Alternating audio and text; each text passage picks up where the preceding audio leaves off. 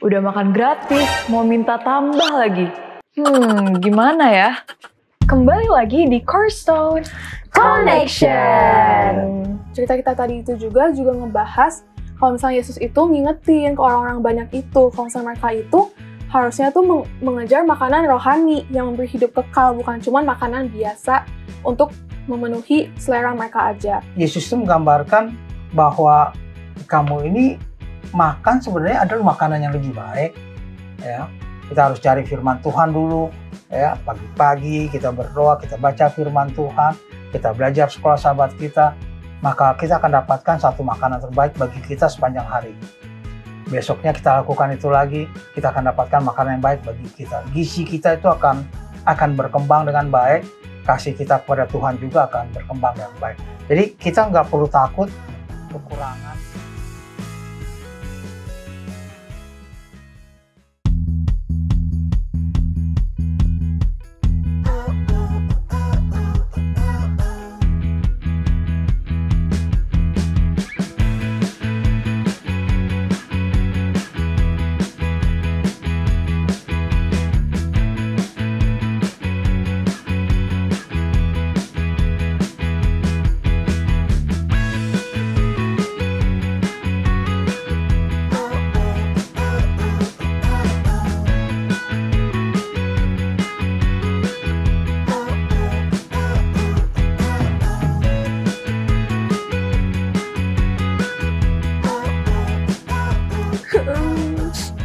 Kamu kenapa, Dek?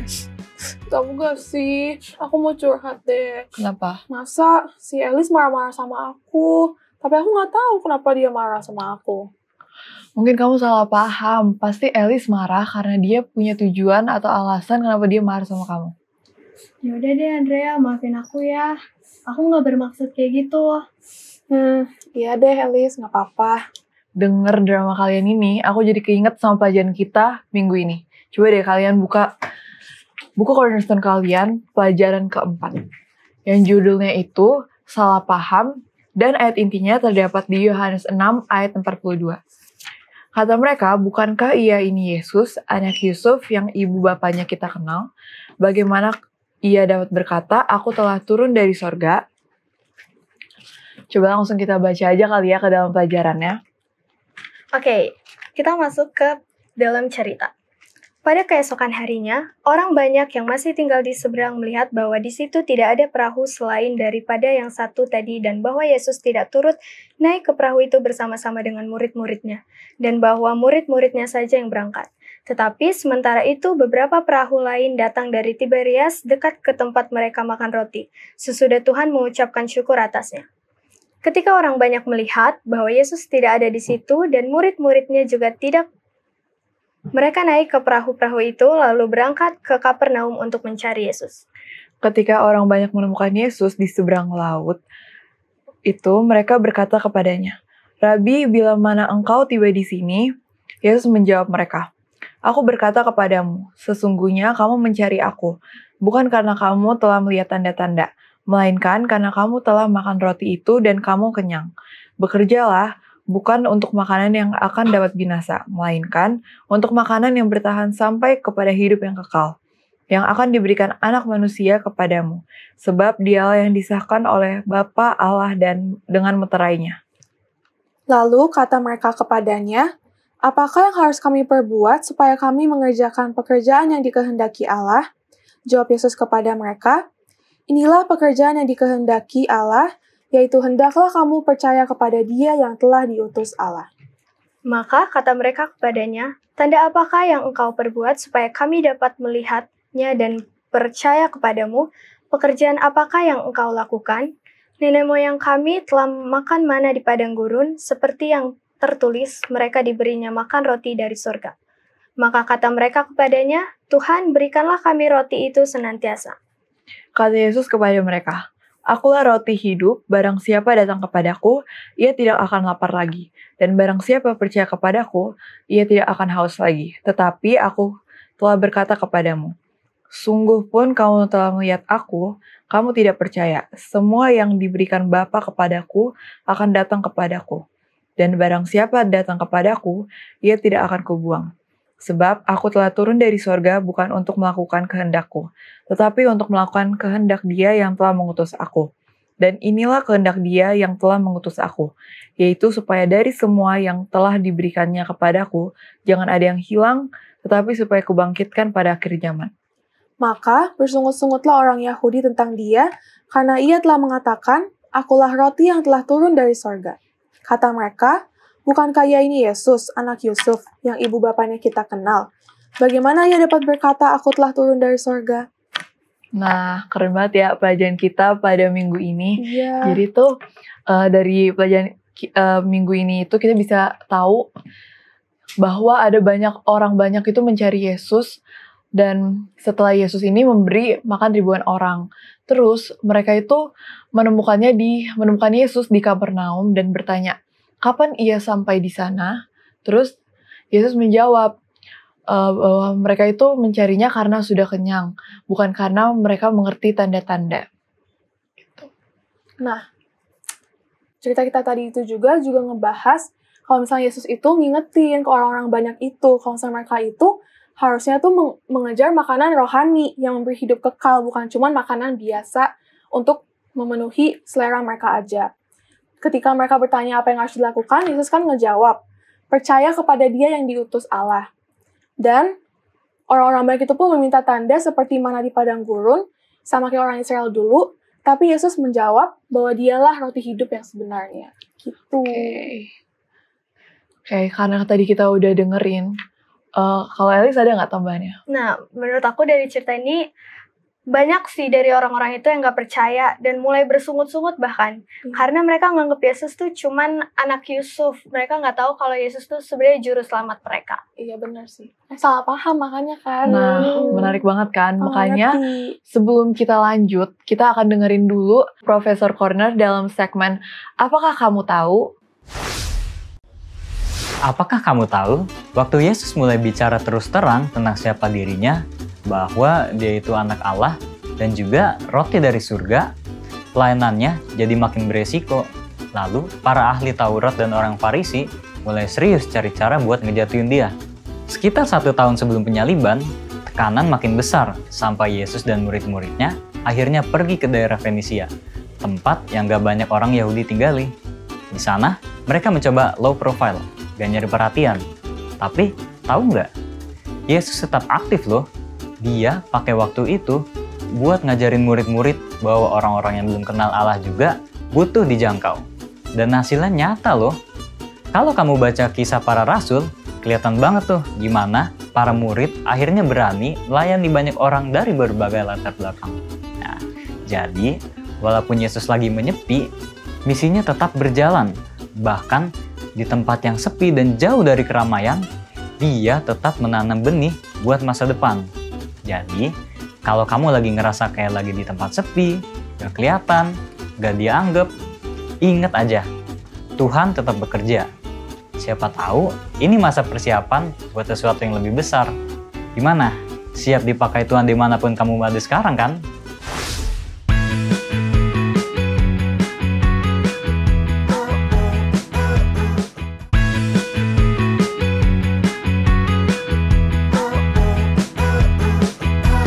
Kembali lagi di Cornerstone Connections.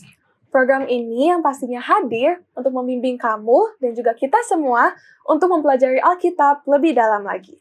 Nah, teman-teman semuanya, sekarang kita udah kembali lagi ditemenin one and only bersama Pendeta Benny Tambunan. Shalom Pendeta. Sehat-sehat semua ya. Puji Tuhan. Aman-aman ya. Aman.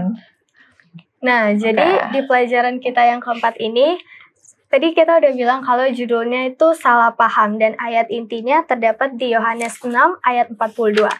Kata mereka, bukankah Ia ini Yesus, anak Yusuf yang ibu bapanya kita kenal? Bagaimana Ia dapat berkata, aku telah turun dari sorga?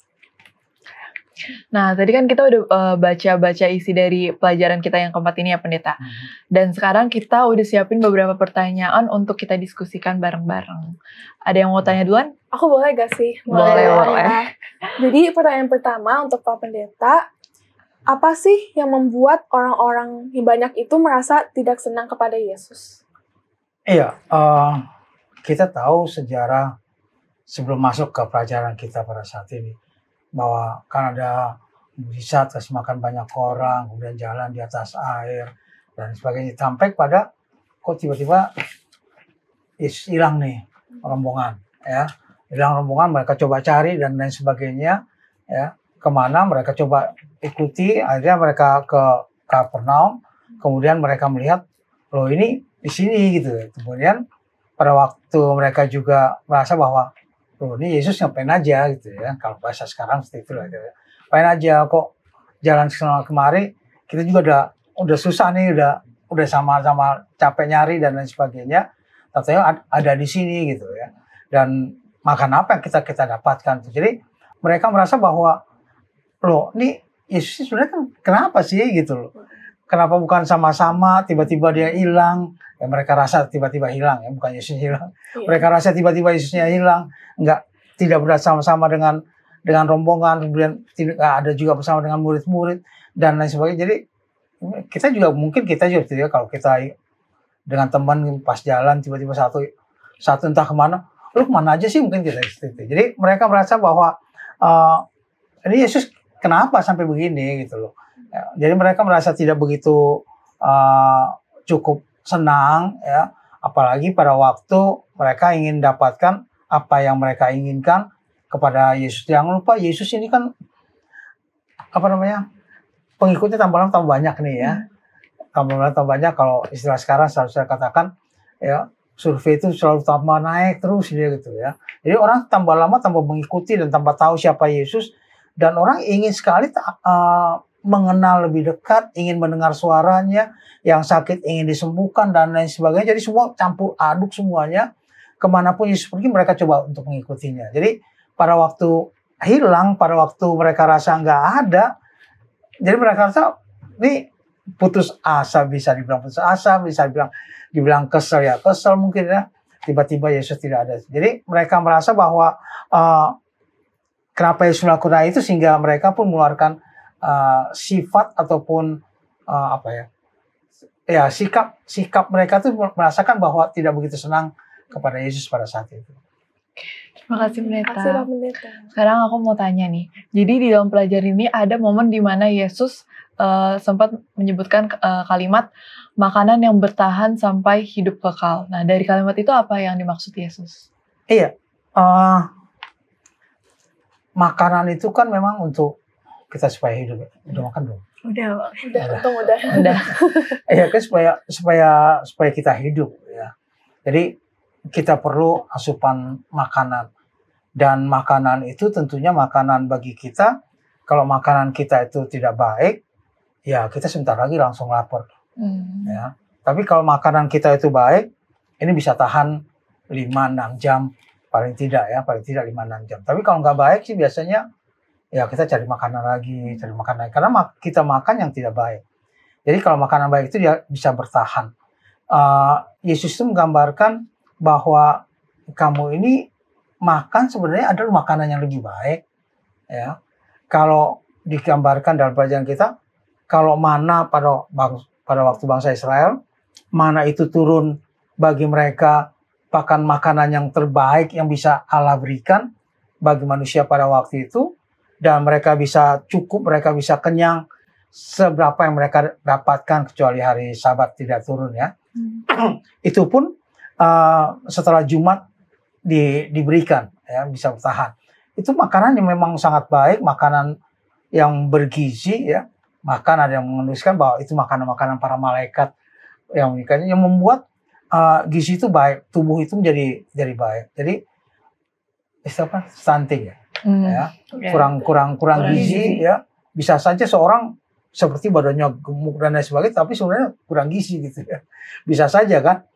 Ya apalagi orang yang tambah kurus, tambah bisa saja juga. Tapi yang pasti bahwa ada makanan yang lebih baik. Dan Yesus berikan bahwa ini loh ada makanan yang lebih baik. Kenapa kalian hanya cari makanan yang tidak baik gitu? Kenapa cari makanan yang tidak baik sementara makanan yang baik ada? Ya, ada makanan yang baik. Ya, Yesus memberikan bahwa makanan terbaik itu adalah makanan yang membuat kita hidup lebih lama. Hidup lebih lama. Kalau Yesus katakan, akulah roti hidup menggambarkan bahwa ya aku nih sebenarnya. Kalau kamu makan firman Tuhan sebagai makanan bagi kehidupan kalian, ya kalian akan selamat. Kalian akan kenyang, kalian tidak akan rasa lapar, tidak akan rasa haus dan lain sebagainya. Tidak akan cari makanan-makanan lain. Ya. Orang kalau sudah kenyang dengan makanan yang baik, yang makanan yang bergizi, yang baik, nggak mungkin dong cari makanan-makanan yang tidak baik. Ya, apalagi kita udah tahu, ini makanan nggak baik nih, saya nggak mau. Ya, biasanya kita melakukan hal itu. Demikian juga dengan Yesus. Kalau Yesus itu atau firman Tuhan itu sebagai makanan bagi kehidupan kita adalah makanan yang terbaik, maka kita tidak akan cari kata-kata lain atau firman-firman lain yang kita tahu itu makanan yang tidak baik. Setuju banget sih, Kak. Terima kasih pendeta penjelasannya. Ya, selanjutnya nih Pak Pen, dari pelajaran pekan ini, apakah ada pelajaran yang mungkin bisa kita ambil, 2 pelajaran, dan juga wawasan baru yang bisa kita pelajari mengenai Yesus dari bacaan ini? Iya, 2 ya. Ya. Ya. Yang pertama bahwa kita tahu makanan yang terbaik itu adalah untuk kesehatan tubuh kita. Jangan makan makanan yang tidak baik. Ya. Makanan tidak baik itu ya udah nggak baik lah, kecuali mepet banget. Jangan tiap hari mepet juga. Yang tiap hari sengaja mepetin nggak juga itu ya. Jadi makanan yang terbaik itulah bagi kesehatan tubuh kita.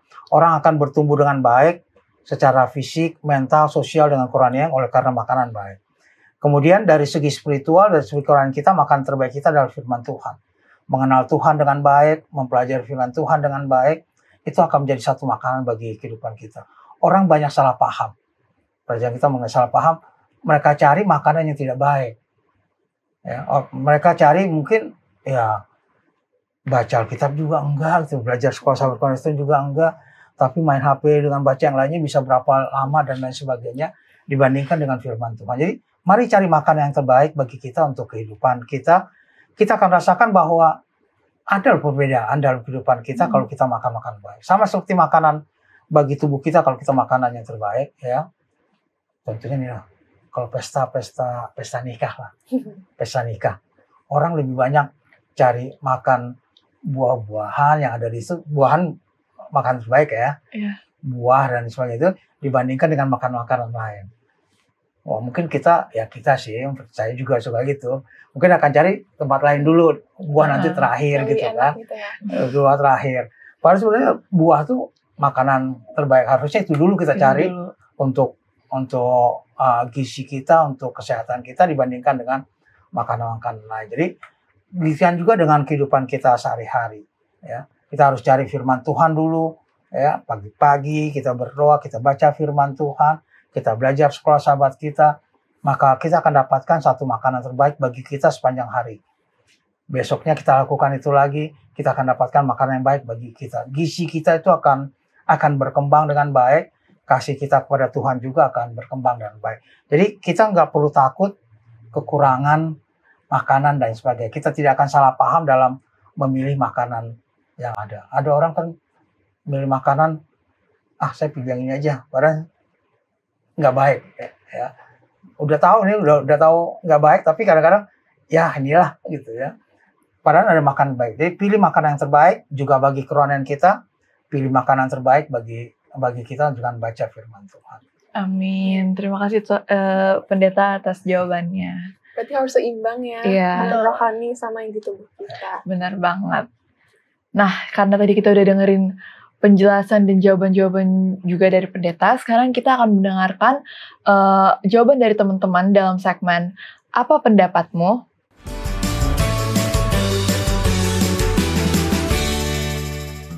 Perkenalkan, nama saya William Gerard, dari kelas 11-2, saya bersekolah di SMA Dharma Putra Advent. Perkenalkan, nama saya Shelly, saya berasal di sekolah Dharma Putra Advent, dan saya dari kelas... Halo semuanya, nama saya Dea, dari kelas 10-1, saya bersekolah di sekolah Dharma Putra Advent. Perkenalkan, nama saya Fen Sutiono, kelas 10-2, dari sekolah SMA Dharma Putra Advent. Halo, perkenalkan, nama saya Ariel Septrian Syaloho, saya kelas 11-1, dan saya bersekolah di sekolah Dharma Putra Advent.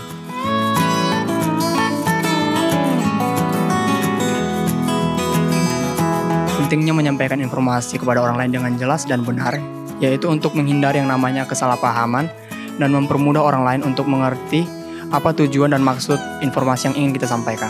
Yang pertama, supaya tidak terjadinya kesalahpahaman kepada orang lain. Dan yang kedua, supaya kita sebagai tanda itu bertanggung jawab atas informasi yang telah kita berikan kepada orang lain. Supaya tidak adanya misinformasi dan miskomunikasi dan orang tersebut bisa mendapatkan informasi dengan tepat.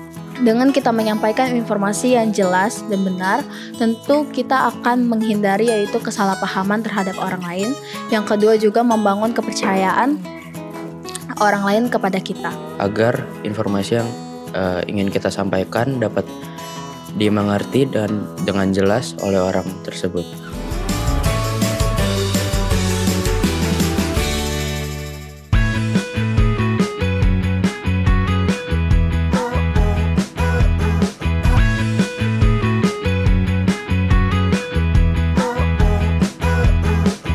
Kembali lagi di Cornerstone Connection. Nah, itu dia pendapat dari teman-teman kita. Kalau dari teman-teman di sini nih, mulai dari Kak Andrea, menurut Kakak, apa sih pentingnya menyampaikan informasi dengan jelas dan benar ke orang lain? Kalau menurut aku sih ya, pastinya tuh karena supaya nggak ada salah paham nih, kayak pelajaran kita tadi. Jadi supaya kita lebih mengerti dan juga tahu mana yang baik dan juga benar untuk kita. Nah, selanjutnya kalau dari Gavrila. Kalau dari aku ya, pastinya jelasnya itu supaya nggak ada miscommunication. Jadi biar bisa sama-sama mengerti gitu satu sama yang lain. Setuju sih. Kalau dari Paven mungkin? Kamu dulu. Oh, oke. Kalau menurut aku kenapa kita harus menyampaikan informasi dengan jelas, menurut aku ya kayak Gavril yang bilang tadi, supaya tidak terjadi miskomunikasi yang mungkin bisa memicu pertengkaran nantinya. Nah, kalau dari Pak Pendeta? Kalau soal kita berikan informasi soal makanan misalnya, soal makanan, kan penting juga. Itu nggak bagus tuh. Ya. Tapi bagaimana supaya jangan salah paham teman kita dengan apa yang kita informasikan, itu juga harus kita kasih tahu. Jangan nggak bagus tuh, kenapa? Kemahalan. Itu nggak beda lagi gitu ya. Tapi memang nggak bagus, kenapa? Itu nggak sehat begini-gini dan sebagainya. Itu juga penting. Jadi pada waktu kita memberikan informasi, jangan juga teman kita jadi salah paham dengan informasi yang kita sampaikan. Kita harus berikan dengan jelas apa dan kenapa sampai kita memberikan akan hal itu. Setuju. Ya, terima kasih Pendeta. Nah, sekarang untuk menutup diskusi kita pada saat ini, mungkin Pendeta boleh berikan kesimpulan dari pelajaran kita. Baik, kesimpulan pelajaran kita, pelajaran keempat, salah paham. Banyak orang sebagaimana zaman Yesus dulu salah paham kepada Yesus, zaman sekarang juga banyak orang salah paham. Merasa bahwa makanan terbaik itu makanan yang ya inilah karena enak, karena mahal, tanpa melihat bahwa makanan itu memang bergizi nggak untuk tubuh. Makanan untuk rohani pun demikian. Kita harus lihat makanan rohani kita memang bergizi nggak untuk kerohanian kita, atau sekedar saja, sama kok dengan yang lain, sama dengan begini dan lain sebagainya. Tidak. Mari belajar firman Tuhan dengan baik, baca firman Tuhan, selidiki firman Tuhan, maka kita akan mendapatkan hasil yang baik. Tidak ada salah paham, dalam pengertian kita juga tidak ada salah paham kepada orang lain. Oke, terima kasih Pak Pendeta untuk penjelasannya juga kesimpulannya. Dan boleh sekalian Pak Pendeta doain pelajaran kita dan juga teman-teman yang nonton. Baik, kita berdoa. Bapa di surga, kami bersyukur, terima kasih atas waktu yang indah yang Tuhan berikan bagi kami untuk kembali mempelajari akan firman Tuhan, pelajaran keempat dari triwulan ini. Kami terima kasih Tuhan mengingatkan kami agar kami boleh memilih makanan terbaik bagi kami. Kami tidak salah dalam menyampaikan kepada orang lain apa yang Yesus inginkan bagi tubuh kami. Demikian juga apa yang Yesus inginkan bagi kerohanian kami. Biarlah masing-masing kami boleh bertumbuh dalam kasih kepada Tuhan, dalam mengenal Tuhan lebih baik, dalam mempelajari firman Tuhan. Memberkati semua orang-orang muda dimanapun mereka berada, dalam semua aktivitas serta kegiatan mereka, dalam semua pendidikan mereka, Tuhan juga berkati. Yang sakit, Tuhan berikan kesembuhan. Karena kami berdoa dalam nama Putra Yesus Kristus, Tuhan dan Juru Selamat kami. Amin. Amin. Terima kasih Pendeta atas Sama-sama. penjelasannya. Semoga teman-teman yang di rumah dapat mengerti apa yang tadi sudah kami diskusikan bersama pendeta, dan semoga teman-teman di rumah juga bisa dapat mengikuti firman Tuhan agar keselamatan selalu menyertai kalian. Amin. Sampai ketemu teman-teman semua yang selalu setia mencari dan belajar firman Tuhan melalui Cornerstone Connections.